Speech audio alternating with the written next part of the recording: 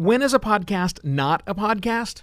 When it's a newsletter from a podcast. And no, I'm not talking about just sticking a link to your latest episode in your existing newsletter. That's just being lazy.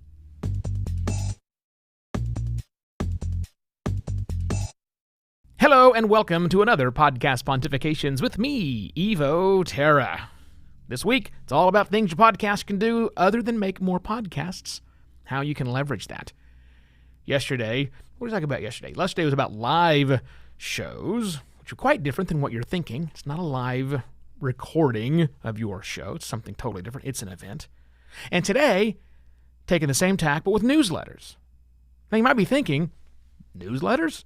I got a newsletter for my business, my blog. You mean just stick an episode in the newsletter? No, that's not what I mean at all. You might also think I mean, well, just take your podcast, transcribe it, like you do, Evo, rewrite it so that it's written for the human word, and put that out as a newsletter. No, that's not what I mean. Yes, I do that, but that's an email. That's very different. I'm not suggesting that. What I want to think about, or what I want you to think about with me, is how you could utilize a newsletter for your podcast. Brand new newsletter. If you already have a newsletter, okay.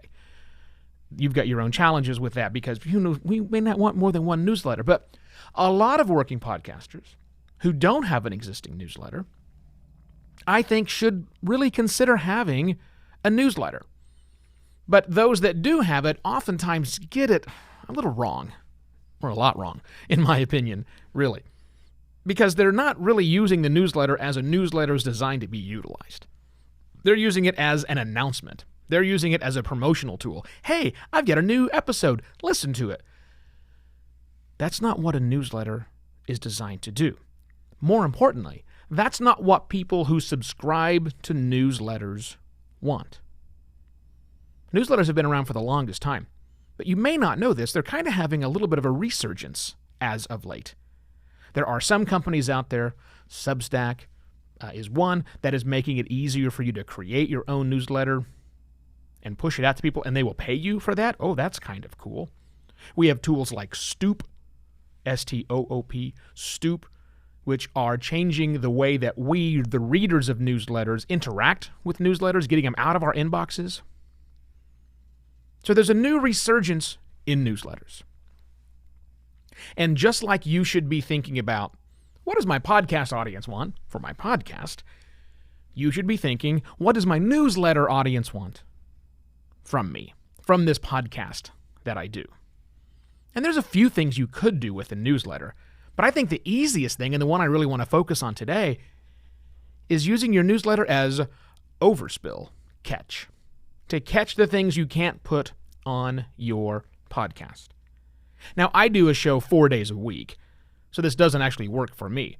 But for most people who do a show weekly or fortnightly or even monthly, there's probably more content that you could be talking about, that your podcast brand could be talking about that you just don't have time to sit in the studio and record. I get it. A newsletter can be a great way to keep that information flowing and getting it out to the people. Maybe not even the listeners of your show. I'm not even worried about keeping the listeners of your show happy. I'm more concerned about keeping your audience, your overall audience, well-fed with content. And I think a newsletter is a cornerstone way for you to do that. Yes, it does require extra work. The good news is, it doesn't require any extra mic time. It doesn't. It doesn't require any additional audio engineering time because you're just doing text. Well, text and images. By the way, if you're tempted to put audio in your newsletter, resist that temptation because newsletters are read in email clients and these new newsletter-specific clients that don't really like to handle embedded audio players. You can put a link in there, but that's going to pop out of the newsletter onto a black page, and that's going to look kind of crappy. So don't worry about the audio. That's not the idea. Newsletter audiences today, as recording this in mid-October of 2019, not really Not really designed for that, so don't even try it.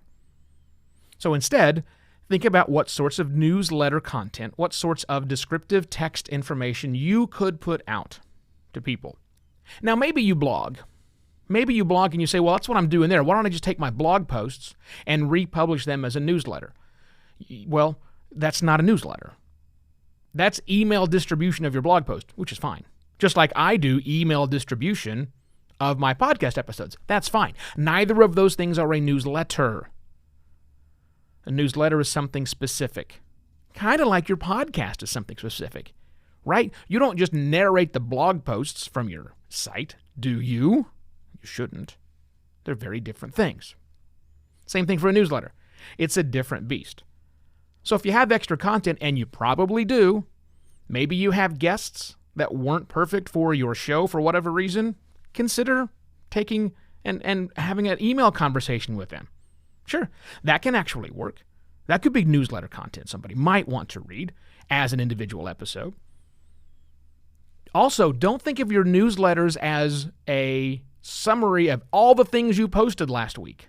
Again, that's just email distribution of an update. Nobody really wants to read and engage with that. Your goal with the newsletter is to get people to really read and engage with the content that you've made. So a big update thing, while that's fine, you can send an update out. That's fine. I'm not talking about that. That's fine. That's not what I'm talking about here. That's not the kind of newsletter somebody wants to have in their inbox or in Stoop or whatever else that they're using to consume the content. But because you're a podcaster, you're a content creator. You've already mastered the art of figuring out how to distill a conversation, a story, an idea, down to audio form. Just do that again, except do it for the intent of distributing it out in someone's inbox, in a whole bunch of people's inbox. That's the idea. Think about newsletters for your podcast. A newsletter that you could publish on a regular basis for your podcast that isn't your podcast, that isn't a summary of your podcast, that isn't a rundown of all the episodes you missed. Again, that's email distribution. I mean a true newsletter where people can go, I wonder what this show has to say today for me to read as opposed to me to listen to.